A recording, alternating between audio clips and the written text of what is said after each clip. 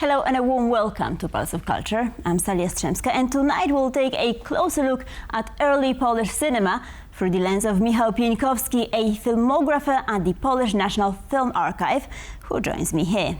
Unlike traditional film scholars, Michał treats films as historical artifacts, uncovering censorship cuts, expert edits and lost scenes. His work brings to light the unknown history of Polish cinema.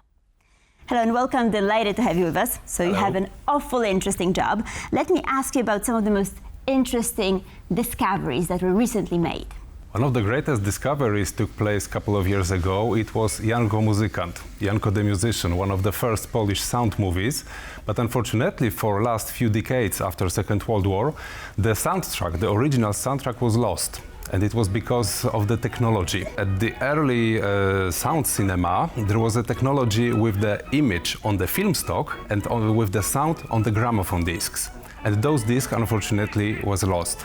And a couple of years ago, we managed to find them in private collection in Italy. And thanks to that discovery, Janko the Musician could be combined together, image with the sound. And for the first time after Second World War, this movie was sound again. But what was the process of trying to recover a soundtrack, somewhere in the world? It was all thanks to the festival, silent festival in Pordenone, one of the greatest silent film festivals in the world. We screened Janko the Musician as a silent film without the music, and then archivists and researchers from all around the world could watch this movie. They like it. And after that screening, there was a buzz about Janko the Musician, and as the effect, someone called us that he has some gramophone disc with the title Janko the Musician on the labels, and could it be somehow related to this movie? And in fact it was. It was the lost soundtrack, and then we have bought those original gramophone records that were in surprisingly good condition. And we had plenty of problems to combine image with the sound, because the sound on the gramophone disc was complete, but the image was not. Some short fragments were missing, and we had to do something about it. But finally, we combined it together, and we can watch Janko Musician as a sound movie as it was originally. So what is the significance of this movie? Because it is the first movie with a soundtrack, right? Before one we of only... the first, not the first, the second or the third sound movie in Poland, but it was partly sound, partly silent, and to be honest, sound and silent at once. Because in this movie we don't have any dialogues. We have only the musical score, we have some effects, we even have some songs, but no dialogues. Just taking a close look at your job, right? You're also looking at things such as censorship, perhaps certain themes that are recurrent. So what have you discovered about not only the way the movies used to be made, but also, what was the focus culturally, politically? Back then in interwar Poland, first of all, there was a problem with some political aspects. We were extremely afraid of communism, so any communistic themes couldn't occur in any movies. But our filmmakers knew about it, so they just create film screeners, screenplays and the whole plot in such way so the censorship wouldn't have to cut out anything. Right, so they had it in the back of their head that there is censorship, so they stuck to the script, so to speak, right? What about the LGBT community? Of course, there was a LGBT community, but maybe not community in such sense as we would imagine it now. In many interwar movies, there were some such scenes, such themes. It was something different that we are reading it today. We have to remember that the musical comedies and the films at all, they grown up from the operettas.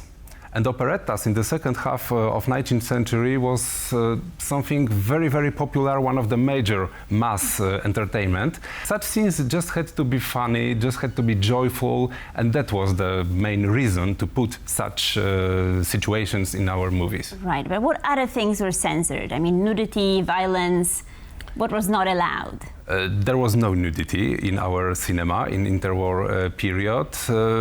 The violence could occur, but of course not too much. Some political aspects, as I mentioned, mostly about communism, it was very badly received by our censorship.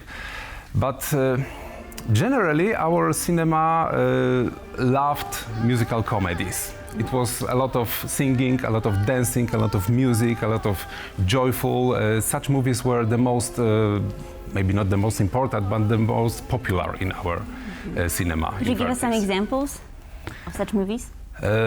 Piętro wyżej, Apartment Above, was one of the major Polish comedies, and it also had this, let's say, queer scene. The main character, performed by our great star Eugeniusz Bodo, and he was singing a song about feminine sex appeal, and this scene and this song became a legend in our cinema. And Piętro wyżej, The Apartment Above, is one of the most successful, and until now it's one of the most popular Polish comedy. Eugeniusz Bodo, you've mentioned this actor. He was a superstar in Poland at a time. Could you tell us a little bit more about him? Eugeniusz Bodo, as many our film actors, started in theaters, in revue theaters, in cabarets, because back then we didn't have true film stars. We just had some theater stars that appeared in movies. Eugeniusz Bodo as well, but in the middle of 20s, he started to perform also in movies, the silent movies. But the greatest success in the cinema he made in sound movies. It came out that he's a great singer, that he has a great joyful amant, let's say, and in such roles our audience loved him the most. Right, but he was also this larger-than-life character. So can we take a close look at his story and perhaps stories of other actors from his era, because we're talking about pre-war Poland. He was not only an actor.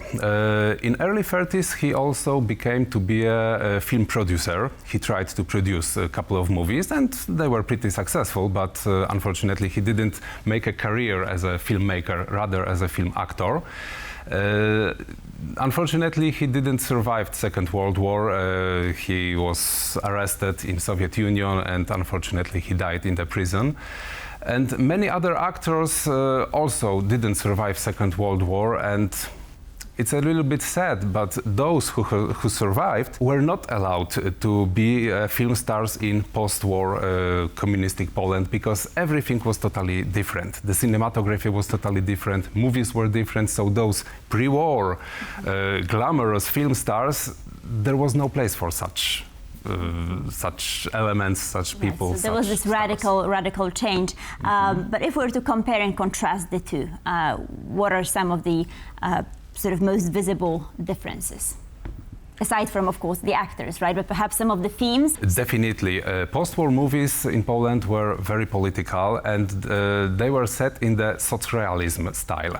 So it was about rebuilding the country, it was about workers, about factories, and that was the themes, and that was the main characters in movies. So there was no place for great carnival balls, there was no place for high society that were so popular in pre-war movies. Everything was totally different.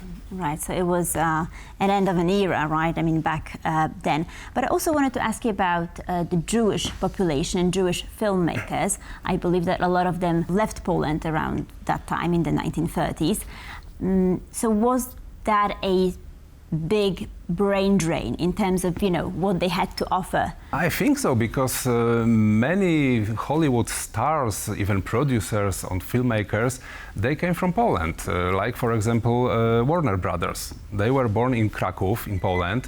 In 20s they moved to United States and they made a career in Hollywood. And there were plenty of Polish people in Hollywood, like, for example, art director Ryszard Bolesławski, who was one of the most successful directors in the 30s.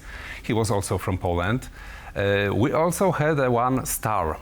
She wasn't Jewish, I mean the Pola Negri, but she was the greatest Polish film star of the whole history. And maybe she wasn't the best film star, but she was the first. And the first one is also the only one. And it was Pola Negri. So what about some other actors? I mean, did we ever have anyone else who made it abroad, or not really? Of course, plenty of Polish actors tried to make a career abroad, but no one was as popular and as successful as Pola Negri. But there was a barrier, mostly the language barrier. During the silent era, it wasn't a problem, but then when the sound came, it was a problem, because back then people didn't like the foreign accent.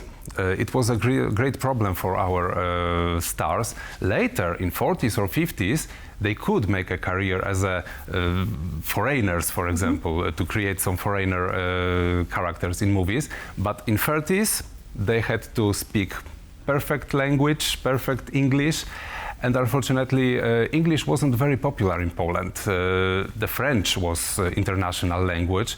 Many people in Poland spoke also German or Russian, but English wasn't popular, so many of our actors couldn't make a career in Hollywood because of this language barrier. Mm-hmm. Right. And what about women in the Polish cinema of the 1930s? I mean, how were they treated? I mean, the feminist angle here.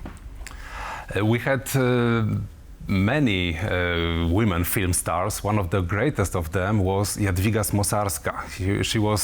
She was mentioned and described as the queen of Polish cinema, queen of Polish screen.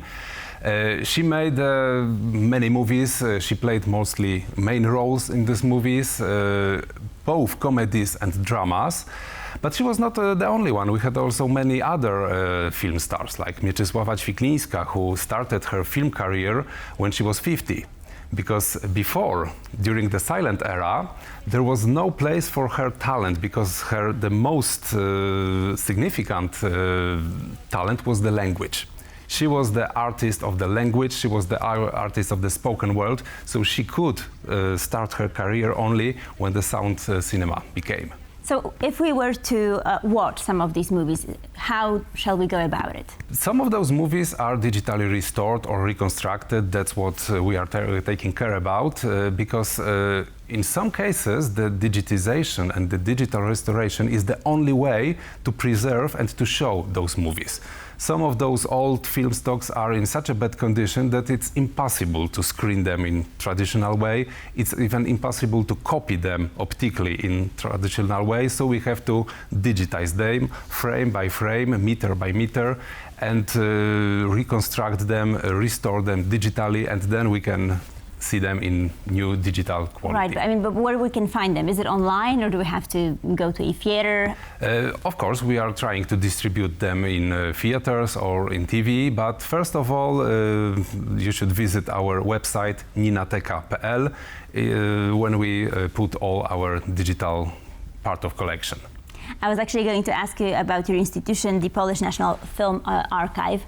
What is the significance of this place, and how much have you contributed to date to sort of recovering and then digitalizing some of these works? Right now we are holding the huge part of Polish post-war cinema, and almost all that survived from pre-war period. Right now we are having in our collection over 600,000 scans of film, so it's a pretty big collection, and of course we are not allowed to digitize everything at once, but we are still working on it, and this pre-war collection is the most precious for us because it's the most unique. Unfortunately, only about 70% of our sound cinema survived, and about silence it's even worse.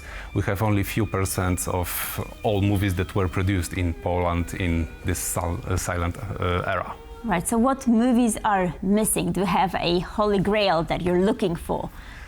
For me, the Holy Grail is a comedy Żołnierz Królowej Madagaskaru, the Queen of Madagascar's Soldier. It was one of the last Polish comedies made in 1939. Unfortunately, it's lost. It was distributing during the Second World War, but then afterwards it was just lost, and we are still looking for this movie. And in general, we are looking mostly for our silent movies, because very, very few of them survived. So everything, even just a small fragment of some Polish silent movie is very precious for us, because there is a high possibility that it is missing in our collection. So fingers crossed that more discoveries will take place in the future. Michał Pieńkowski, thank you so much. Thank you. And thank you for watching Pulse of Culture. Please stay tuned for more here on TVP World.